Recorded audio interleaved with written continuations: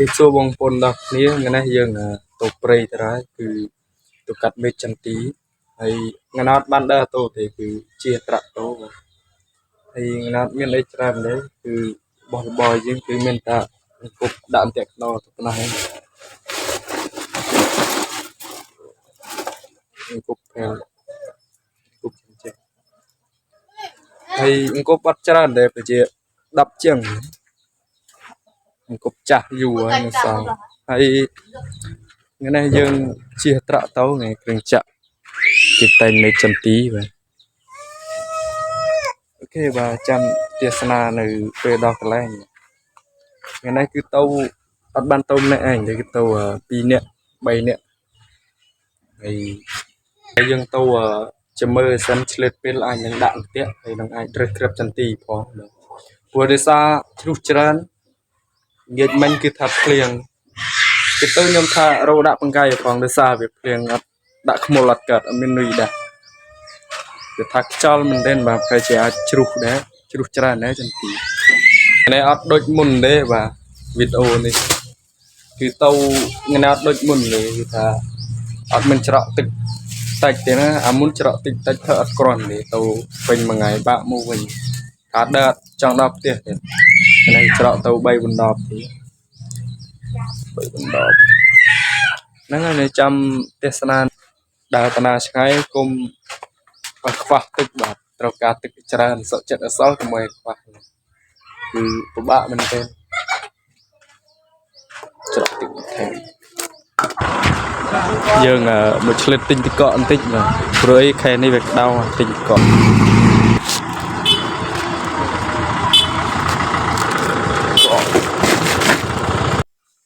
បាទមកដល់ហើយគេថា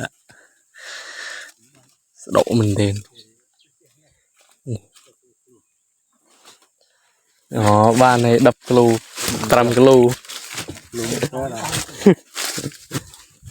នោះនេះជ្រុះមួយតាមដើមទូចដល់មិនទេជាងចោះជ្រុះច្រើន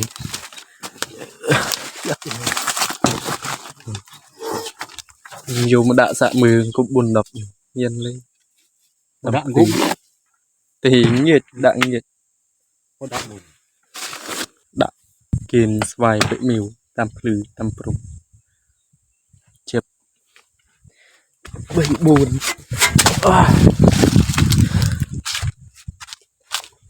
ញ៉ាំនេះវាកាន់គេផ្លេដោះត្រួយមកទៀតចាញ់ត្រួយមកទៀតទៅក្នុងទៅអស់ទុំ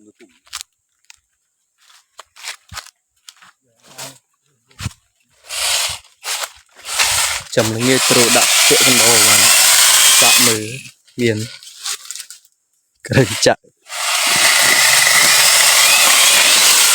ស្រួលកាត់ចេះ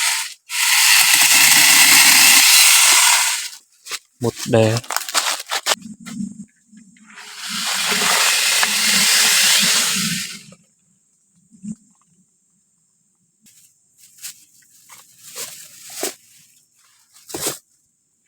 ចាំទស្សនាដល់ពេលខ្ញុំដាក់គប់បន្ទាប់យើងរើសចន្ទីភេជាមេសន្ទុះហើយបានភេជា3 4គីឡូទេនេះ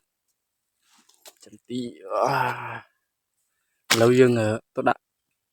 គប់កណ្ដោសិនគឺដាក់តង់ថ្ងៃព្រោះខ្ញុំមិនអត់ដាក់នុយខ្ញុំដាក់កណ្ដាលថ្ងៃតែម្ដងម៉ោងនេះប្រហែលជា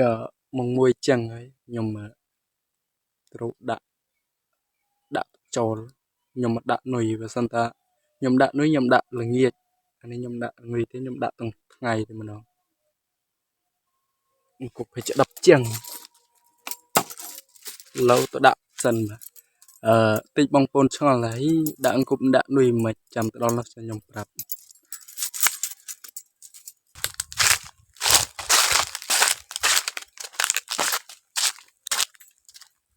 ដោគេទៅដាក់នឹងពាំងតែម្ដង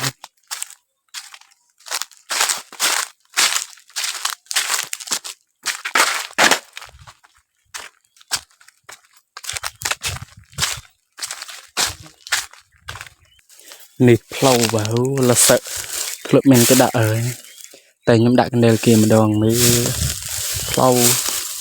អូផ្លូវច្រើនណាស់មើលអត់ឃើញទេ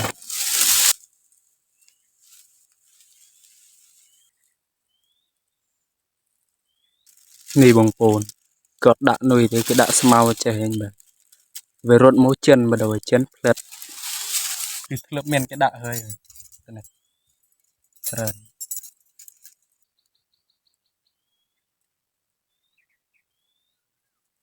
ផ្លូវច្រើនពេកមិនដឹងទៅដាក់តាណាទេពឿនស្វាយមកស៊ីនេះដាក់រឿយហើយនេះគេដាក់បែបនេះគប់ដាក់អត់ប្រើនុយដាក់នុយចឹង